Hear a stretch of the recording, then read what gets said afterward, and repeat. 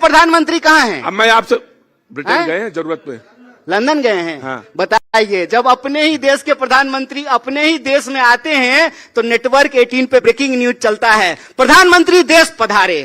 अरे भाई आप भी, प्रधानमंत्री देश पधारे, कितना सुंदर है भैया।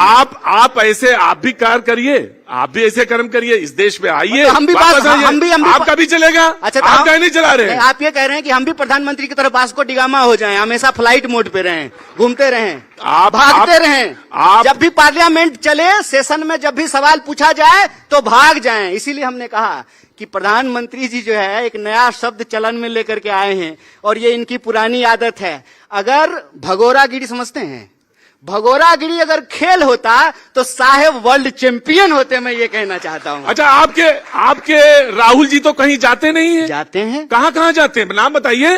तो राहुल जी प्रधानमंत्री हैं।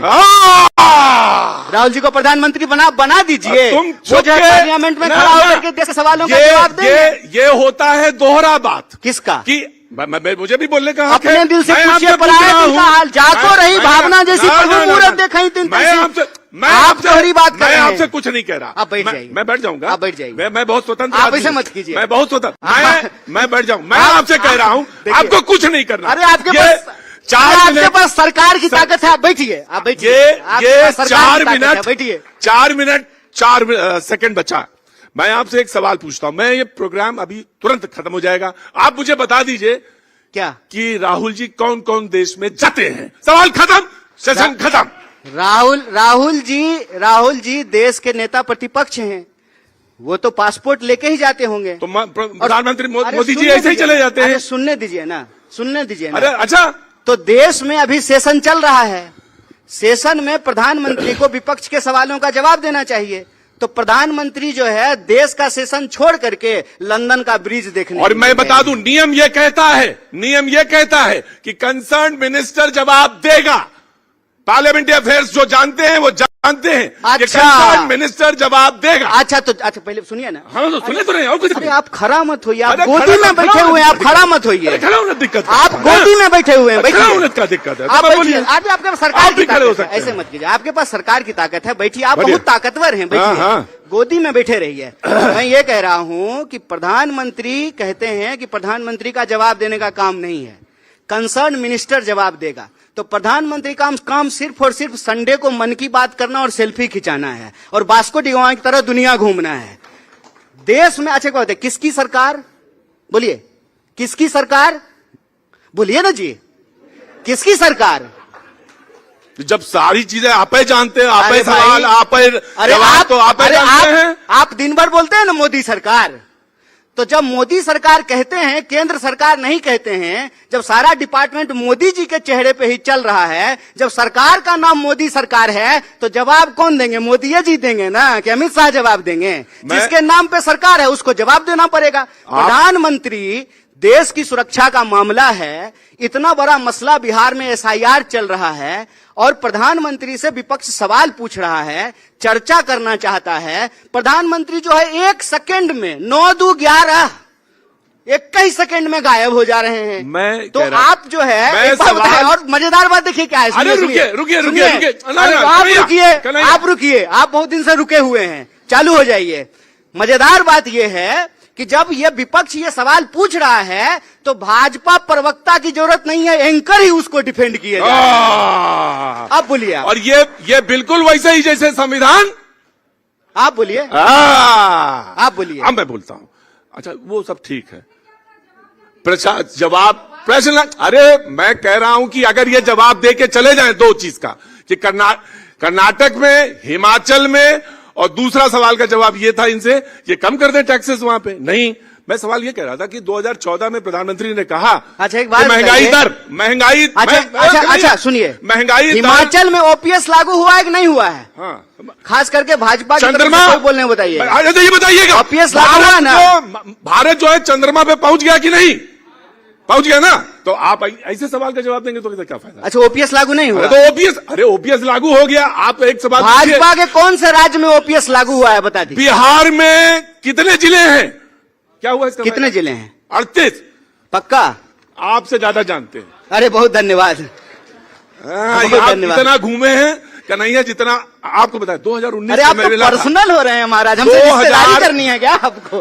पर्सनल काहे हो रहे हैं? 2019 में मैं मिला, बेगूसराय में थे। 29 अभी आया भी नहीं है, गड़बड़ा रहे हैं महाराज। 19 में मिले, 19 में ही बोला, 19 बोला, ध्यान से, बहुत संयम होके, देश की मीडिया का जुबान लड़खड़ाना नहीं चाहिए, हम यही संयत होके 2019 में मिला जी। और ये गांव में घूम रहे थे, प्रचार कर रहे थे, मंदिर से निकल रहे थे, तो मैंने कहा सीपीआई से लड़ रहे हैं, मंदिर से निकल रहे, तो उन्होंने बहुत अच्छा जवाब दिया। बोले कुछ काम जो है जनता के लिए भी करने पड़ते हैं, जनता की भावनाओं के लिए करने था। मेरा मानना ना मानना कुछ और हो सकता है, लेकिन मैं मंदिर गया था। अच्छा जवाब दिया आपने, कोई बुराई नहीं उसमें, लेकिन सवाल यह है कि बिहार में क्या होगा ये मैं जानना चाहता हूं आपसे। वो बिहार का मुद्दा था, तो बिहार में सरकार किसकी बन रही है? सबई गड़बड़ा गया आपको सरकार का डिफेंड करने में, बिहार का नंबर ही नहीं आ पाया। चलिए आपने पूछा है, मैं कोई बात पूछना चाहता हूं, मैं बता, प्रशांत जी तो आपकी बहुत प्रतिभाशाली बताते हैं। नहीं, बहुत धन्यवाद, सबसे ज्यादा प्रतिभाशाली आप ही बताते हैं। मुझे प्रशांत जी ने अपना जो है समर्थन दिया है, उसके लिए उनका धन्यवाद। और प्रशांत जी को कल हम लाठी खाते हुए देखे तो उनको हम विशेष रूप से बधाई देते हैं। वो कहते थे कि धरना प्रदर्शन करने से कुछ नहीं होगा, लेकिन कल लाठी खा रहे थे, तो ये जो उन्होंने दिखाया है इसके लिए उनको विशेष रूप से धन्यवाद देना चाहते हैं। दूसरा, आपने कहा कि बिहार में क्या होगा। देखिए, बिहार में इस बार बदलाव होगा, और बदलाव क्यों होगा? क्योंकि बिहार के लोग पलायन से मजबूर हैं। बिहार में स्वास्थ्य व्यवस्था की हालत खराब है, शिक्षा व्यवस्था की हालत खराब है। आज भी 3 साल में लोगों को डिग्री नहीं मिलती है, 5 साल में डिग्री मिलती है। बिहार की कानून व्यवस्था को देख लीजिए, आज पटना की सड़कों पर बिहार के विद्यार्थी जो अच्छी शिक्षा व्यवस्था चाहते हैं, नौकरी चाहते हैं, उनके ऊपर लाठियां चलाई गई। उसी वक्त बिहार के आम लोगों के ऊपर अपराधी जो है गोली चला रहा है। मसला यह है कि बिहार में लाठी गोली की सरकार है। जो रोजगार मांगते हैं उनको लाठी मिलती है, और रोजगार मिला है इस गुंडा राज में तो सिर्फ और सिर्फ गुंडों को रोजगार मिला है जो गोलियां चलाते हैं। ठीक, तो लाठी चल रही है, गोली चल रही है। इस बार लाठी गोली की सरकार को बदल करके पलायन को रोक करके बदलाव करेंगे। और देखिए पलायन क्यों मैंने नहीं रोका, मैंने नहीं रोका, एक बात बता देते मैं ले लूंगा आपसे। पलायन का एक बात बता देते हैं आपको। आज आपने कहा कि दिल्ली का सफर, वेरी क्विक, क्योंकि टाइम खत्म हो गया। दिल्ली का सफर कैसा रहा, ये मैं बात राजनीति के लिए नहीं, एक भावनात्मक बात आपको बोलता हूं। जब हम जाते हैं ना रोजी रोजगार के लिए बाहर, वेतन मिलने से पहले हमको ह्यूमिलिएशन मिलता है, सैलरी मिलने से पहले हमको ह्यूमिलिएशन मिलता है। ये हर बिहारी का दर्द है। हम चाहते हैं कि बिहार के लोगों को बिहार में ही शिक्षा मिले, रोजगार मिले, और मेरे जैसा पढ़ने के लिए किसी को भी बाहर नहीं जाना पड़े। यही हमारी लड़ाई है, और बिहार बदलेगा। मैं आपसे एक सवाल पूछता हूं, और ये बार बार कहा जाता, बस आखिरी सवाल है कि ये तब होगा जब आप आरजेडी के पिछलग्गू बनने से हटेंगे, स्वतंत्र पार्टी के तौर पे आप सामने आएंगे। कांग्रेस देखिए, नहीं, वो हमारे मैंने नहीं कहा, ये मैंने नहीं कहा, ये सारे लोग कहते हैं कि आरजेडी। कौन लोग कहते हैं?